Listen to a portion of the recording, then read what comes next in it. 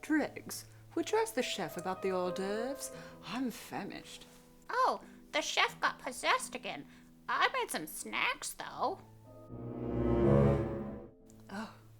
Thank you, Driggs. That looks lovely. Driggs, what do you know about limbo? Isn't it a dance with a stick where you try to dance under the stick without touching it? Well, yes, Driggs, that is one kind of limbo, but I'm talking about limbo. Oh, that limbo. The place where the lost souls go? Like an in-between place. Precisely. Well, limbo is pretty full these days, and I was thinking for a little extra shopping money, we might rent some of our extra rooms out to Limbo B&B. Limbo bed and breakfast. Yes, exactly. It's like regular B&B, but breakfast is always cold and the television only shows infomercials. What? That sounds awful. How much money would we get? Enough to buy you an extra tub of worms every month. Hot dog, I'm in. Great. I'll put up the listing then. What sort of people will be staying at our B&B? All kinds. Everybody is welcome at the McHelsing B&B.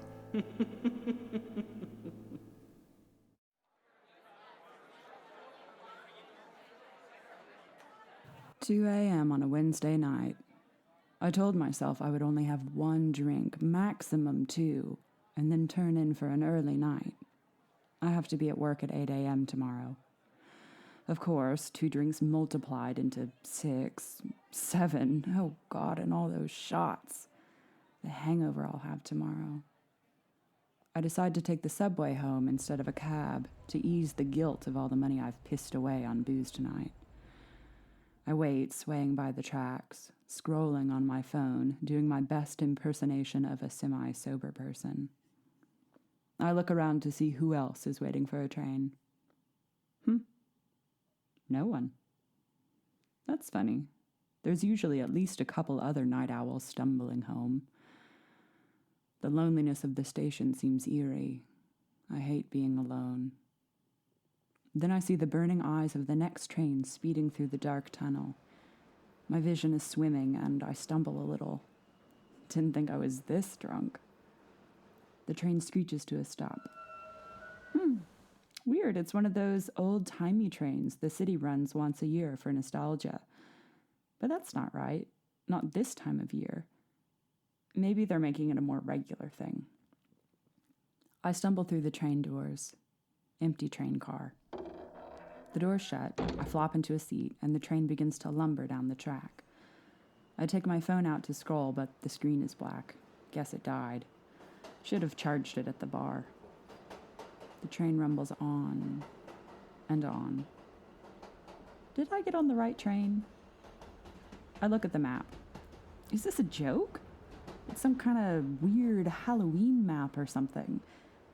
Is this some kind of Halloween-themed train?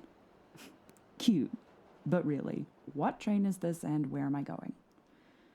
The train goes on and on, not stopping. I'm getting paranoid. Phone is dead.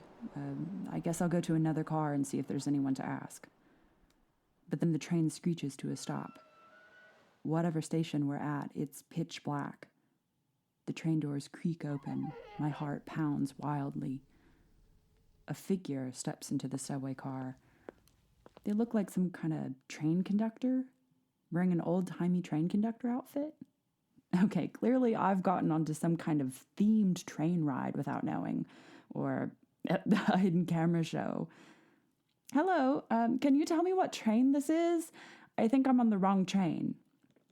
The figure advances towards me, their face coming clearer in the low light. Their skin is eaten away in places with a gray, greenish tinge, rotten looking, straight out of a zombie movie. I gasp and back away. The doors whip shut and the train begins to speed into the darkness again. You're on the right train. the train conductor says in a deep, hoarse whisper. Please take a seat. Ticket, please.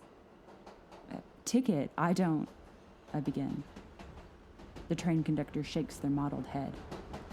Check your pocket, they whisper. I reach into my pocket, and sure enough, limbo, one way.